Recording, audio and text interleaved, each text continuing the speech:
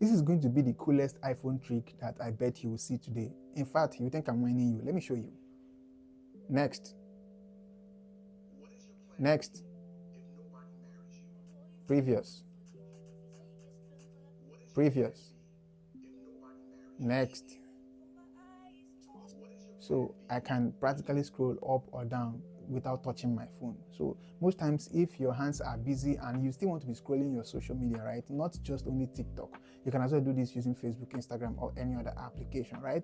So if your hands are busy and you still want to be scrolling your phone, I'll show you how to do this, guys. iPhone is very, very fun to use. I'm an iPhone gang. If you're also an iPhone gang and you think that this trick is worth it, comment iPhone gang in the comment section and I'll show you how to do it. Let's go. Now just go to the settings, go to accessibility, voice control, go to the commands, tap on the custom. You can see I already have the next and previous commands right here. So just tap on the create new command.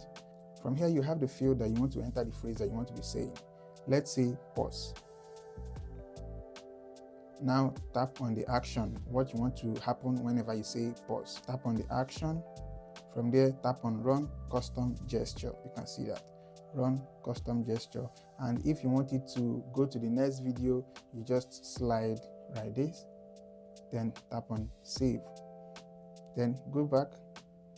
You can see application option right here. So if you want it to happen for only a particular application, for example, like Facebook, you can just select your Facebook app. Now these are all the apps you have on your device. So if you want it to happen for only TikTok, you select only your TikTok app right here.